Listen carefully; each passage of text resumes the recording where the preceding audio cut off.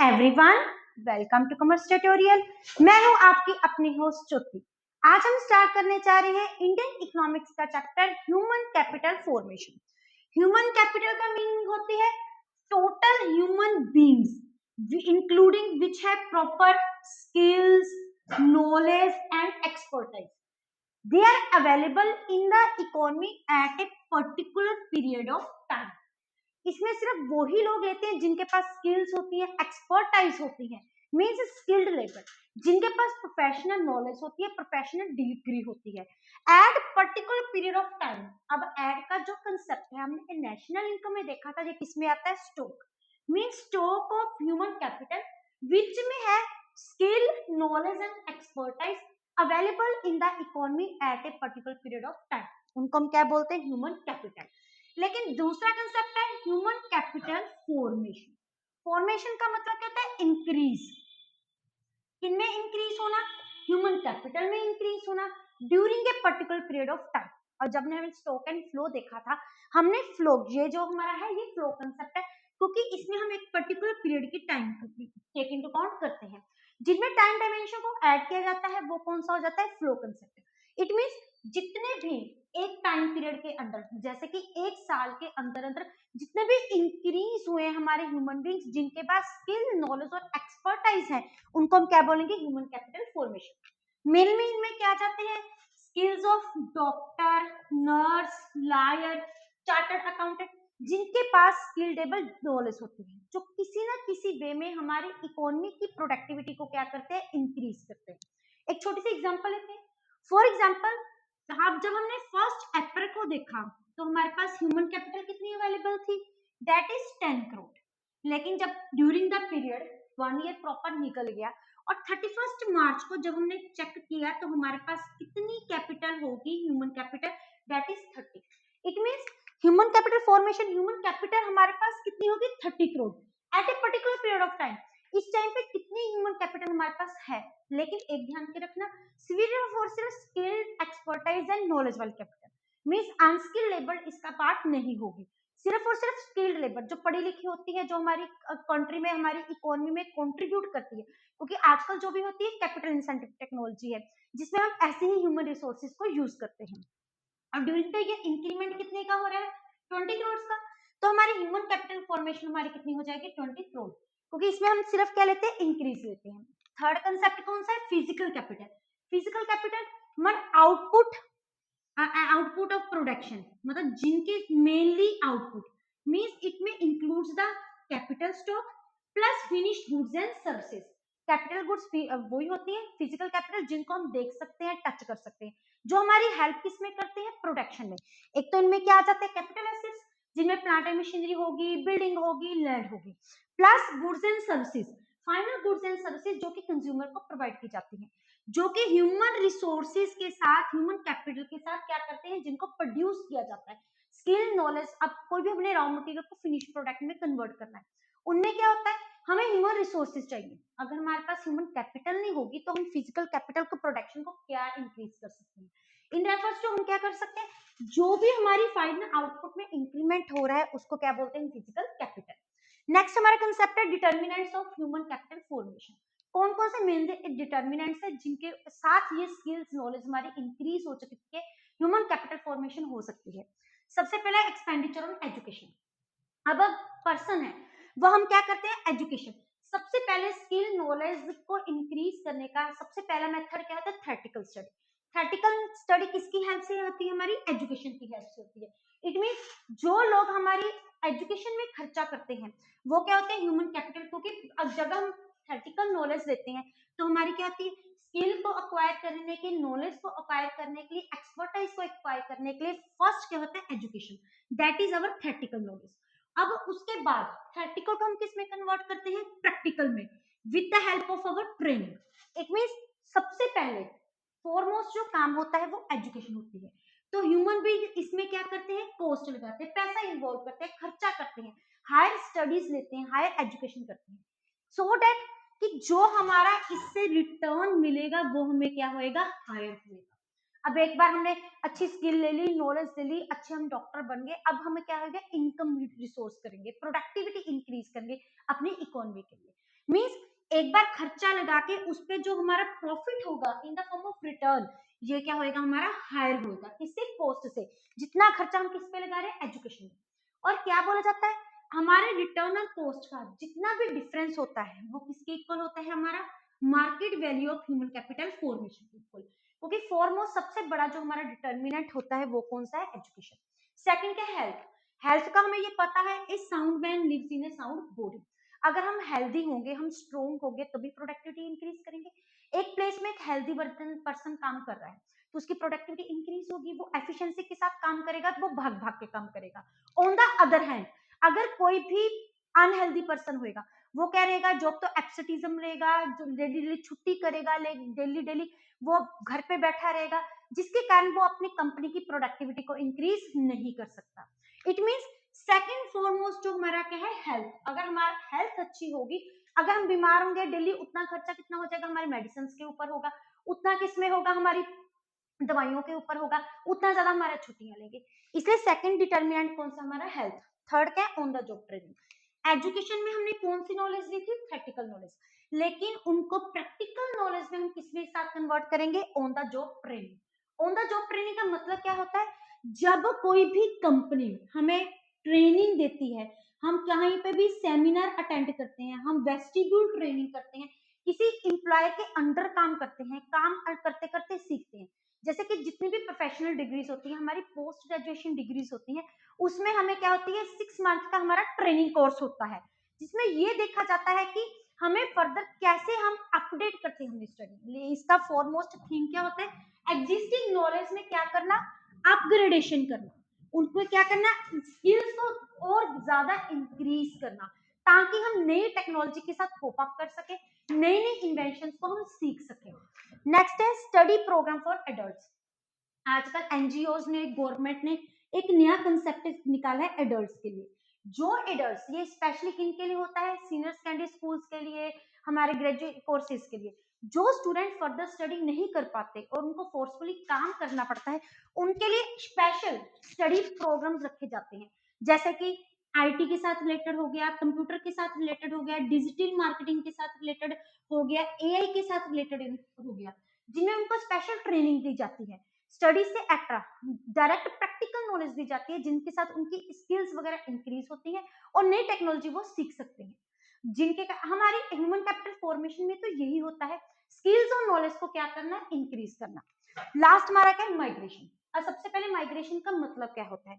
Movement of person from one place to another place. जब भी कोई पर्सन एक जगह से दूसरी जगह पे शिफ्ट होता है in the search of job, better job opportunities, उसी को क्या बोलते हैं? माइग्रेशन। जैसे कोई पर्सन पहले इंडिया में काम कर रहा था, वो कहाँ पे कर रहा था? एक दिल्ली में कर रहा था, लेकिन उसको बेंगलोर वाली साइड अच्छी जॉब होगी, तो वो अपनी हायर स्टडी नेचुरली है, जहाँ पे अच्छी जॉब मिलेगी, अच्छी इनकम होगी, हम वहीं पे मूव ऑन करेंगे। This is known to be the migration. लेकिन माइग्रेशन में हमारी कॉस्ट इन्वॉल्व होती है टू टाइप्स की। एक तो क्या होती है? कॉस्ट ऑफ ट्रांसपोर्टेशन, जब हम एक जगह से दूसरी जगह पे शिफ्ट होते हैं उसकी कॉस्ट होगी, प्लस कॉस्ट ऑफ लिविंग, अब हम दूसरी जगह में जाके रह रहे हैं, वहां की भी कॉस्ट।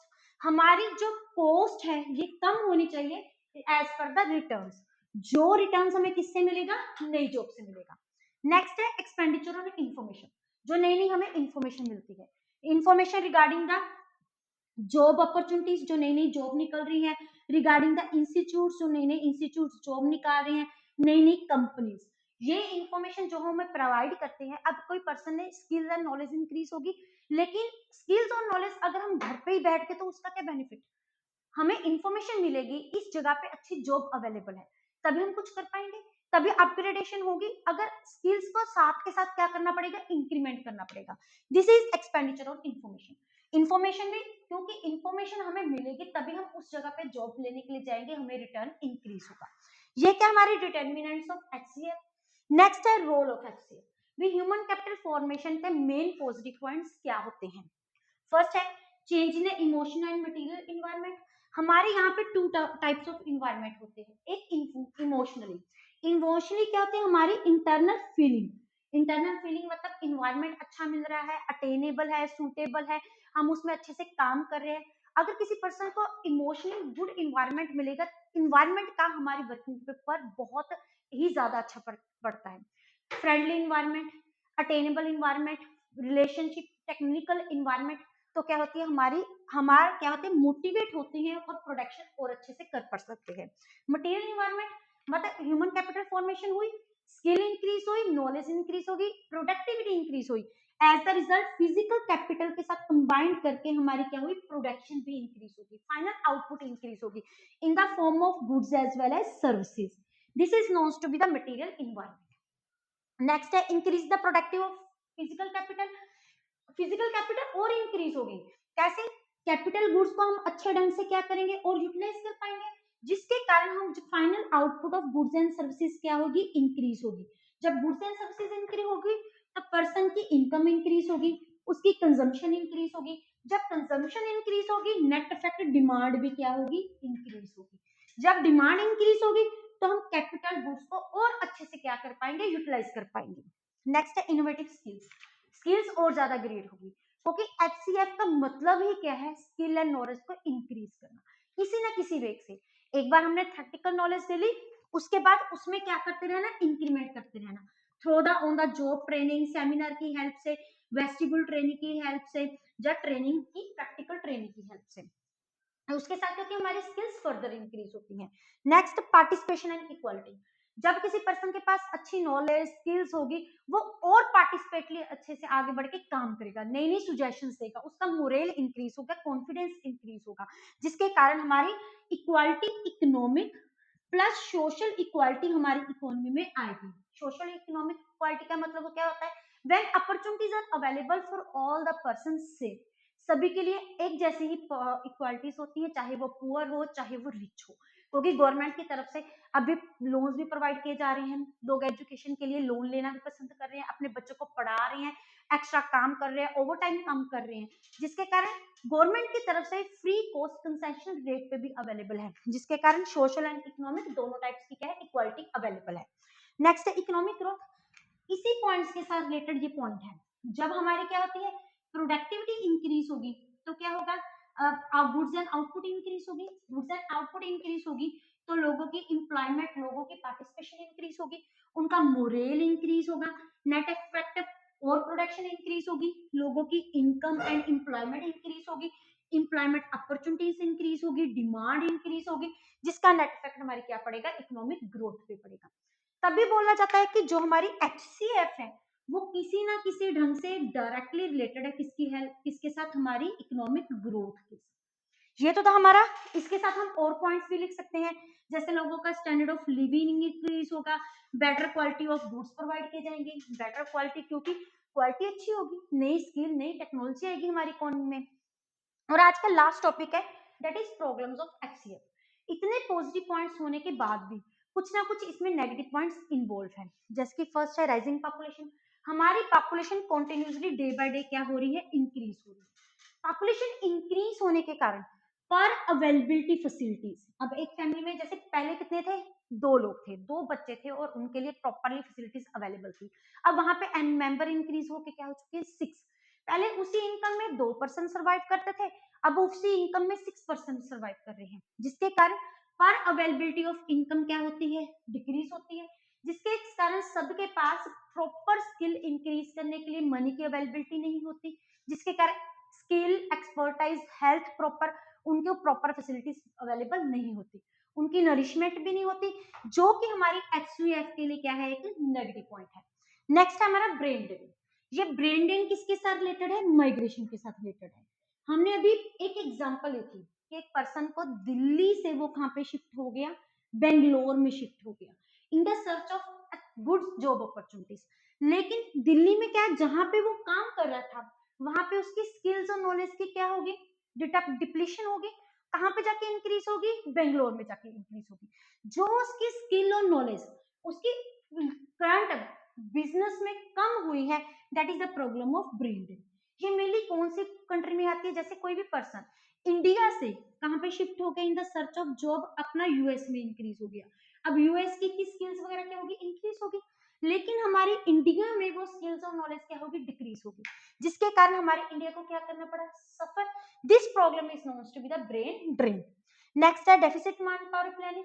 क्या होता है, जब पॉपुलेशन ज्यादा होने के कारण प्रॉपर हमारी एचसीएफ इंक्रीज नहीं हो सकती, हमारी यहाँ पे स्किल्ड लेबर क्या होती है, कम हो जाती है, लेकिन जो अनस्किल्ड लेबर है वो क्या हो जाती है, इंक्रीज हो जाती है। डिमांड एंड सप्लाई में प्रॉपरली मैच नहीं होता।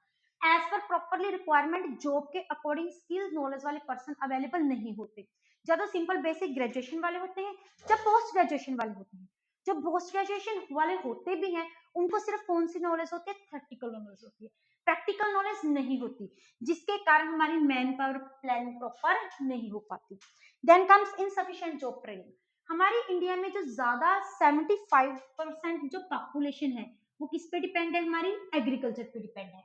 अब एग्रीकल्चर डिपार्टमेंट में प्रॉपर प्रैक्टिकल जॉब ट्रेनिंग की अवेलेबिलिटी नहीं है। यहाँ पे इसको क्या किया जाता है, इस पार्ट को निग्लेक्ट किया जाता है। अभी भी एग्रीकल्चर पुराने मेथड से की जा रही है, जिसके कारण उसमें स्किल्स और नॉलेज नहीं हुई। लेकिन in the current year government इसकी तरफ ध्यान दे रही है और नए नए इसमें रिसर्च करके नए नए प्रोग्राम लेके आ रही है। सो यही रीजन है कि हमारे इंडिया में जो एचसीएफ है, जो हमारी properly training human capital formation इन special private sector economic sector में एक्टिविटीज में इंक्रीज नहीं हो रही। Last but not list, low academic standard. हमारी जो इकोनॉमी में एकेडमिक स्टैंडर्ड है वो क्या है, बहुत ज्यादा लो है। क्योंकि जो यहाँ की जो हमारी एजुकेशन है वो किस कंसेप्ट की है, प्रैक्टिकल नॉलेज है, प्रैक्टिकल नॉलेज नहीं है। उनको सिर्फ रट्टे मार्क करवा रहे हैं, उनको ये नहीं पता ये चीज क्यों राइज हो रही है, इसका बेसिक पीछे फंडा क्या है। जिसके कारण अगर ग्रेजुएट है सिंपल, अगर पोस्ट ग्रेजुएट है वो क्या, पोस्ट बैक है। पोस्ट बैक मतलब उनको हाफ नॉलेज है, हाफ उनकी नॉलेज नहीं है, क्योंकि प्रैक्टिकल नॉलेज नहीं है। जिसके कारण यहाँ पे कहीं ना कहीं ढंग से ह्यूमन कैपिटल फॉर्मेशन में क्या आ रही है, लेटनेस आ रही है। इसी के साथ हमारा आज का सेशन कंप्लीट होता है। अगर आप इनका स्क्रीनशॉट लेना चाहते हैं तो ले सकते हैं। वीडियो अच्छी लगे इसको लाइक करें, ज्यादा से ज्यादा शेयर करें, चैनल को सब्सक्राइब करना ना भूलें। Thank you, have a nice day.